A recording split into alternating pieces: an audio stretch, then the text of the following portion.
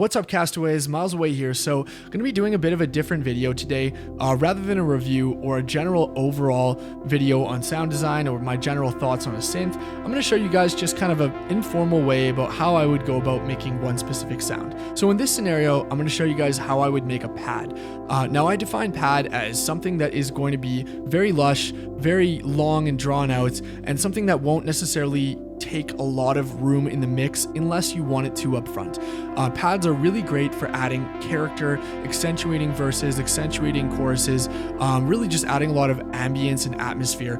And I really think that a synth like the Summit is the perfect synth to make pads on.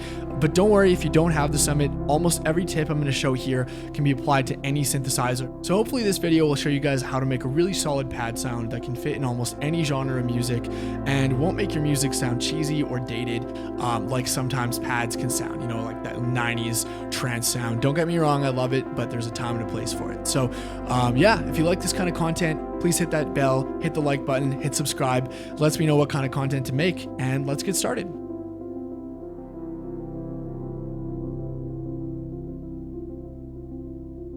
All right, so yeah, wanted to start out by basically just going through the introductory parts of what I feel are important for sound design. When trying to tackle a sound, it's really important to know not necessarily what the end result is going to be exactly, but what kind of sound you're trying to make. In other words, it's important to know which wave shapes to use when, which features of the synth to use when, and really, how best to navigate this incredible set of controls in order to create what you hear in your head. So saw waves are going to be the basis of, to be honest, almost every sound in contemporary dance music. Now, the reason for that is that in subtractive synthesis, the whole point of it is that you're going to be starting with something very harmonically rich and breaking it down, cutting it down with filters, with envelopes, with LFOs, different things to control that sound. But in order to subtract from something in subtractive synthesis, you need to start with something that has a lot of harmonic richness. So saw waves have some of the strongest harmonic richness. They're very, very dense, tons of frequencies, and they blend together really nicely. Whereas, for example, if we went to a sine wave, in comparison, there's almost no harmonic richness. So my general rule of thumb is if I want a very chill sound that is not too, that's not going to take up too much room in the mix, I'm going to go for either a sine or better yet, a triangle, because it still does have a little bit of harmonic content in the top end, or even a square. But then we're getting still into that little bit of that harshness territory. And if I want to go for something that's going to be powerful up front in the mix, something I really want to hear, I'm going to go for a saw wave. On the Summit, we also have the ability to use what are called wavetables, which is essentially you're going to have a number of different wave shapes that are either drawn in or printed from an audio file that the synth is able to scan through. Really popular wavetable synthesizers include Massive and Serum. For today, I'm not going to cover this because it's not traditional subtractive synthesis, because you can actually kind of fake your way through a lot of the things you would use filters for in subtractive synthesis just with wavetables. It becomes a lot more complicated of a method of synthesis. We will cover that in a different video on wavetable synthesis that I have coming up. For today, we're going to stick to the basics: sine, triangle, saw, and then square/pulse. All right, so back to our init preset. So what we're going to start by doing here is we're going to start by analyzing what do we want to do with this sound. So I really want to create something that's going to be lush. So what that tells me, and by lush, I mean something that is going to be able to be really wide, really dreamy, really ambient, something that's going to be able to fill up a lot of space in the mix without taking up too much space. So what that tells me is we're going to need to have, something polyphonic, something that can play chords, because I want to be able to play chords. So we'll go ahead and leave that in poly mode. And we're going to also need something with a longer release time. So what release is going to do is enable us to have our sound ring out.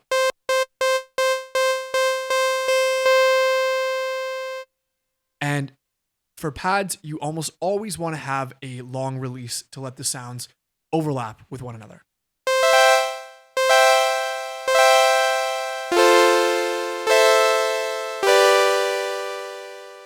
However, that is still a pretty static sound. You always want to add movement into your sound design. So what we're going to do here is, first and foremost, we're going to change the attack as well so that it's going to swell into that sound.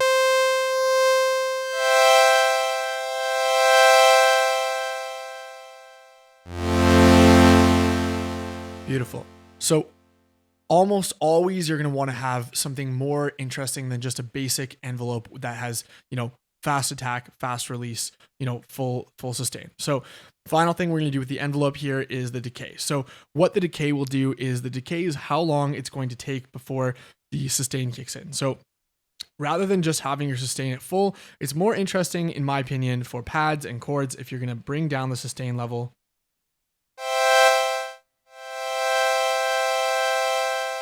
and then turn up the decay.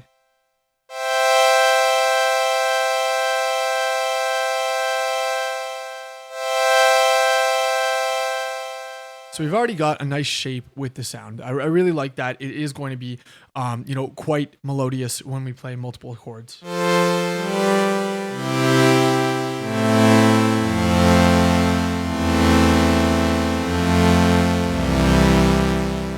That's beautiful. So next up, we're going to start doing some filtering. Now, filtering is key in subtractive synthesis because you're taking that harmonically rich signal and you're filtering it down.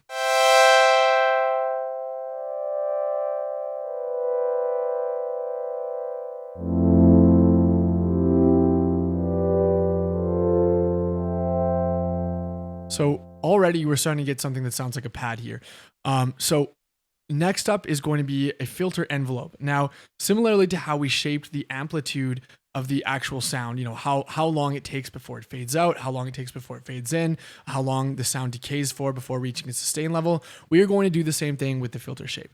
Now, by default, Summit routes to mod envelope 1. So we're going to go ahead and we're going to turn this knob here.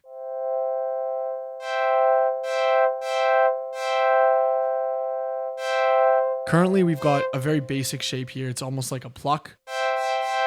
And I like my pads to really move a lot over time. So we're going to turn the attack way up, the decay way up, sustain quite a bit up, and the release way up.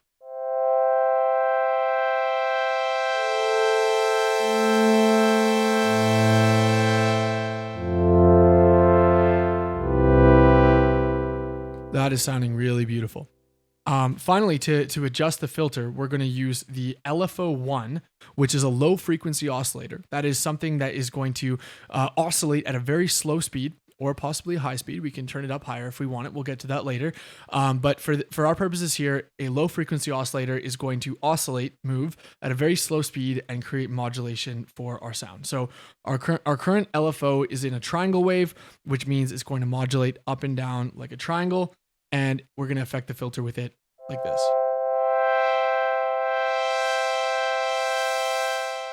Now, I find in contemporary sound design, it can get really cheesy if you have very noticeable LFO modulation on pretty much anything. It really screams kind of, early synthesis, which is fine if you want that. But what I prefer to do is turn the rate way down and have it be quite subtle here.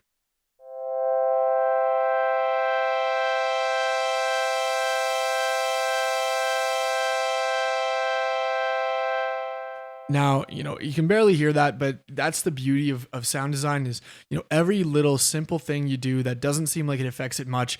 In the end, when you add them all together, that's what creates a pro design sound versus something that sounds very amateur. So next up, we are going to go into our oscillator settings. Now, here, this is an optional step. I personally am obsessed with anything analog, and what analog generally means is instability in tuning, instability in pitch, instability in volume. Each oscillator is unique. So check to see if your synthesizer, whether you're using Summit, Peak, a software synth like Serum, they all have this. Many synths have started to add this because of how much I think it improves the sound. See if they have something called either slop or diverge. So what this is going to do is this is going to make each of the 16 oscillators act slightly differently in terms of their tuning. We'll turn it way up.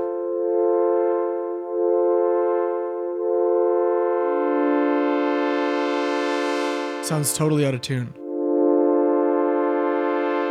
Versus here. You hear the difference there?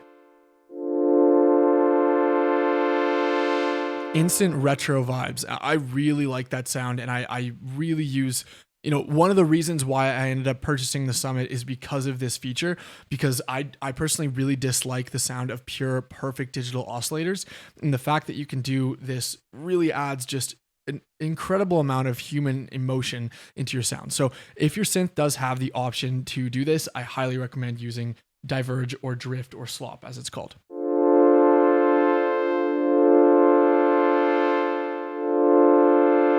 Drift, what that's going to do when we add in a second oscillator, if we need to, drift is going to actually do the same thing, but in between the individual oscillators per voice rather than the voices.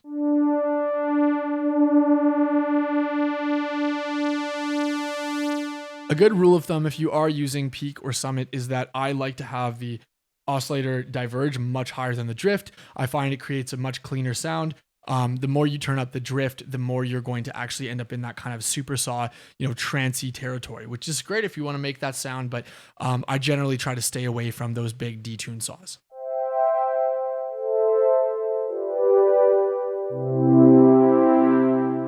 Sounding really beautiful. Okay, so to add more pitch modulation and more humanness, we're going to go into the mod matrix here.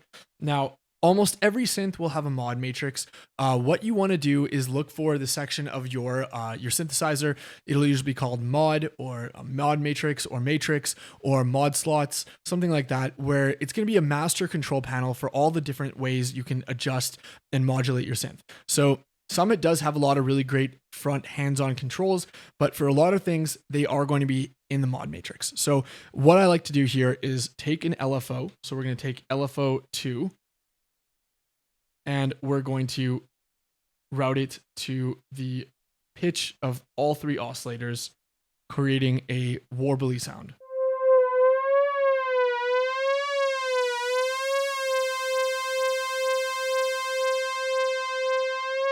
Can you hear how it sounds? Sounds like a siren.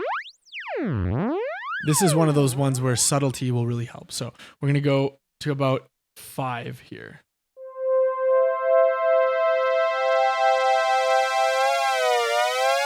So I already really like the rate, but if you wanted to, you could have it faster for a more kind of organy effect.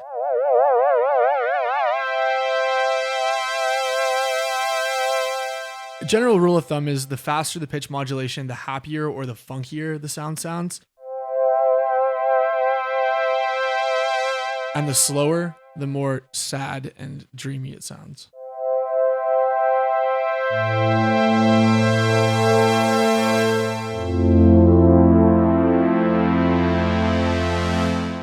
That's another good tip there, is sometimes less is more. We started by adding in a second oscillator to layer up with this saw pad, and in the end, it didn't even really need it. So I'm turning it off.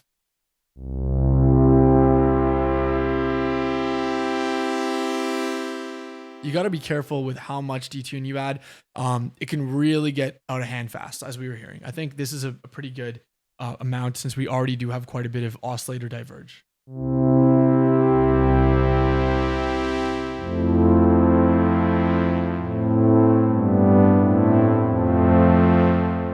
So next up, we're going to go into our voicing. And again, this is something that most synths are going to have.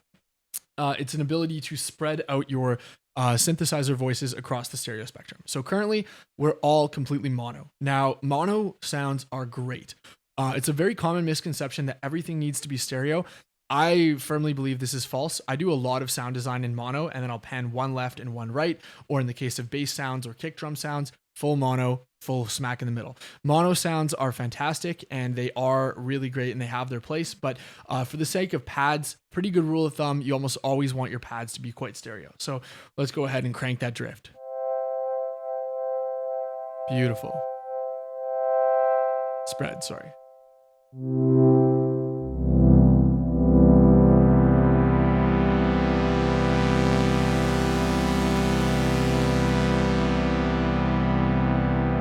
Now we're really hearing the power of, everything coming together as one.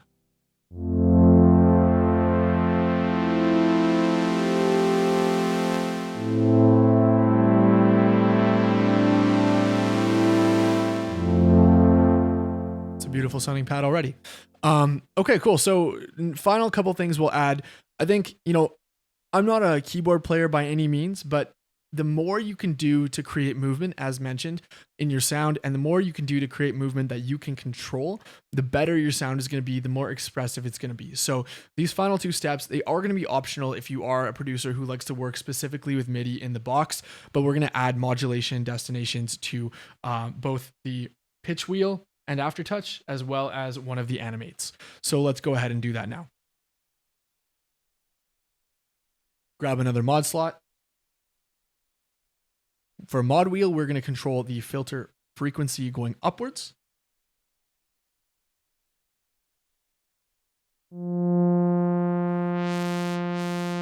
So that's a classic one. You can just open the filter. And then a not so classic one, however, which I think is equally powerful, if not more powerful, is assigning your Aftertouch, which is a feature where you push in to the synth keys, and an additional feature will happen, additional modulation will happen after the note has already been pressed down. Aftertouch. So by using Aftertouch, we're going to actually modulate it in reverse. So we're going to take the filter frequency down whenever we touch a key.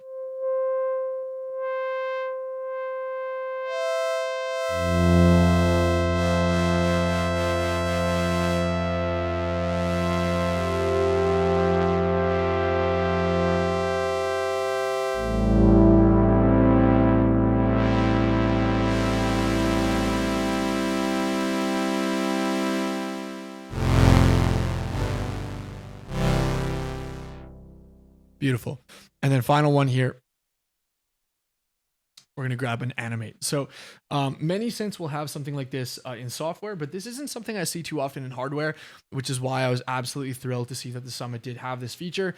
Animate buttons are essentially going to be something you can use to perform live, or even better, while you're recording in the studio, to quickly turn off or on an effect or parameter, or a series of effects or parameters, to really add that extra special sound. So what we're going to do here is we're going to kick in a third oscillator with a different wave shape, an octave above, with our animate button. So that's going to sound like this.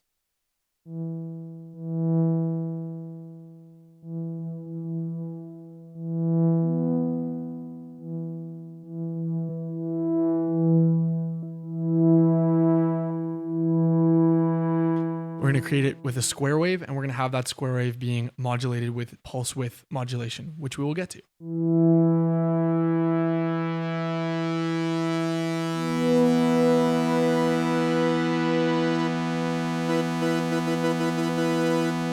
So instantly we can get a totally different character in our pad with just quite an easy press of the button there. So really, really awesome feature on the Summit. Okay, finally moving into our sound here, we're going to move to gain staging and effects. So what I mean by gain staging is a lot of the time, especially when recording inside a DAW, you're going to have different sounds that, may be too loud or too quiet, or maybe, they're going to have a certain overly hot input, meaning they're too distorted, too much gain coming in and need to be turned up in post, or vice versa, need to be turned down. So Summit has two really great controls, and I'd urge you to take a look at these in hardware specifically. Software synths are usually pretty, being digital, they're pretty good about gain staging in terms of, as long as you don't hit zero, there's going to be no distortion happening. So for the Summit, because it does have analog VCAs, amplitude, voltage controlled amplifiers, and analog distortions, it's going to be important that we control the VCAs and the overdrive to get a nice balance in our pad in terms of the gain. So we're going to turn up the VCA. I like to do it about, 12 o'clock, 2 o'clock, 1 o'clock, somewhere around there. So that way we don't risk clipping if I do a big chord like this.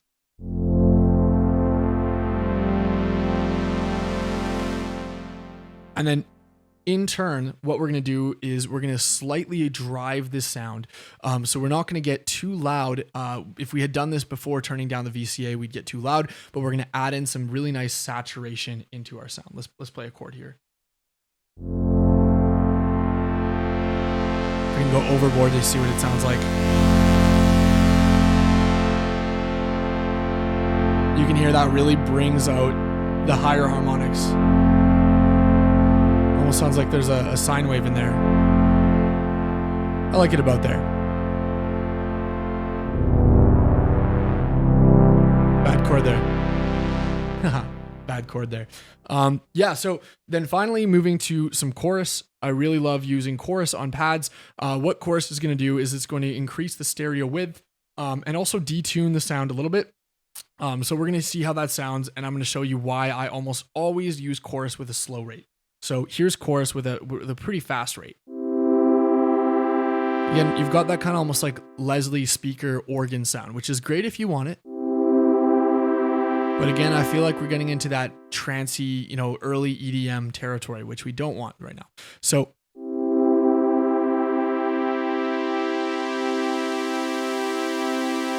you can see as you turn down the rate, you're going to get a much more lush and subtle effect. Now, this brings me back to the theme for creating this pad is that, the more different things you can do subtly, the better they're going to sound versus doing some very, very broad, intense sound design brushstrokes. Those ones are the ones that are usually going to sound and make your sound cheesy and not professional because it shows that it lacks finesse.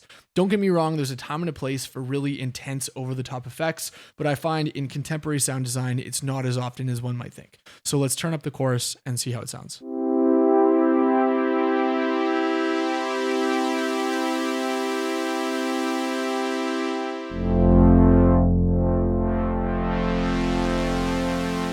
Beautiful. I'm actually going to turn down the filter a little bit because that's really making it powerful.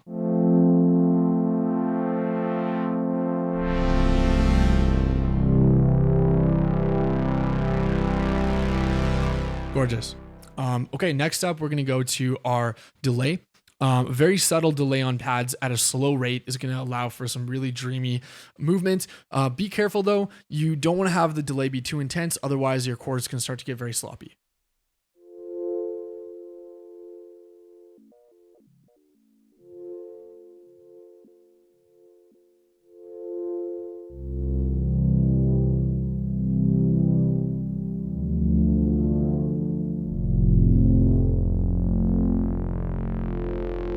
Listen how beautiful that sounds. Finally, the star of the show here, reverb.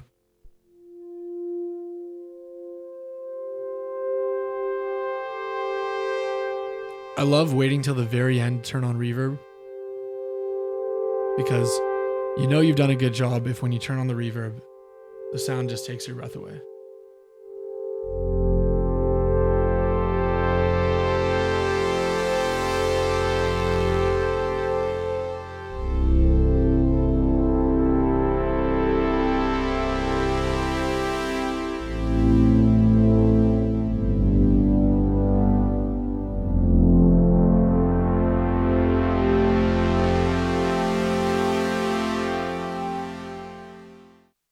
Beautiful. We're going to do one more small thing here. We're going to take the effects and we're actually going to EQ the effects a little bit. Now, I'm a big fan of EQing your delay and reverb, at least cutting out the very bottom end, because it's a very quick way to muddy up your mix. And again, you're using these effects as, effects to really get a little bit of extra professional sheen. You don't want it to interfere with the overall harmonic content that you're doing. So we're going to go into effects here and we're going to grab the chorus. I'm going to high pass a little bit. High pass meaning cut out the bass.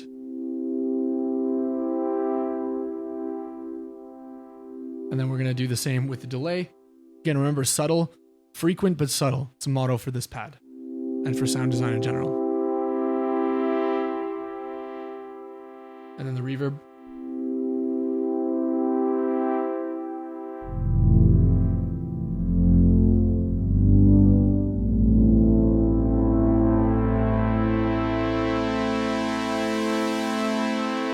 I think I went even a little bit too far there.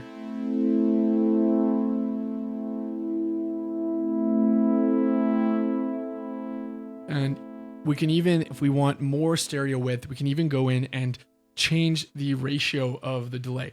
Now you're going to see this in a lot of plugin delays as well. It's a great trick to get extra stereo width, make it an uneven ratio, and your ears are going to start to pick up the differences and the discrepancies in the repeats as more stereo image. It's hard to tell here because it's already so stereo.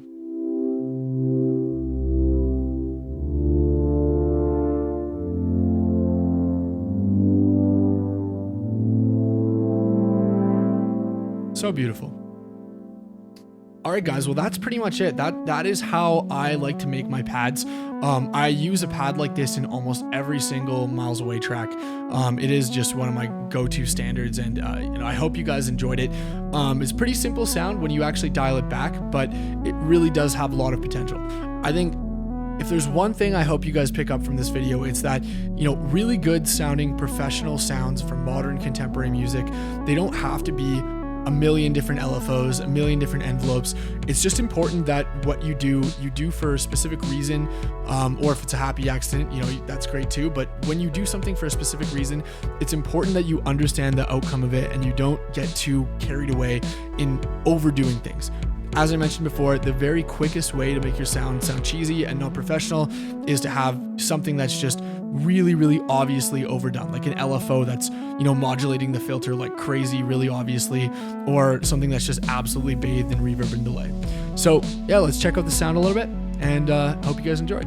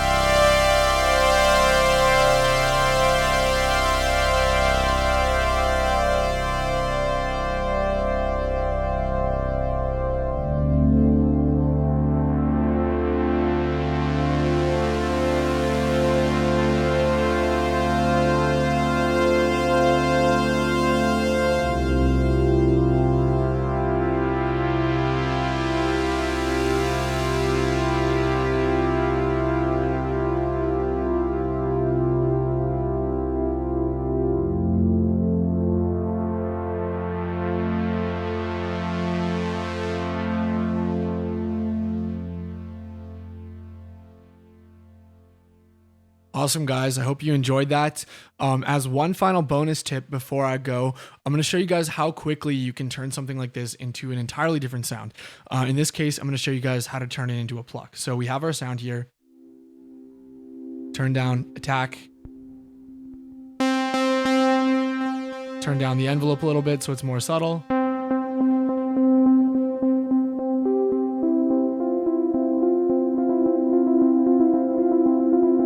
And we've got a beautiful pluck.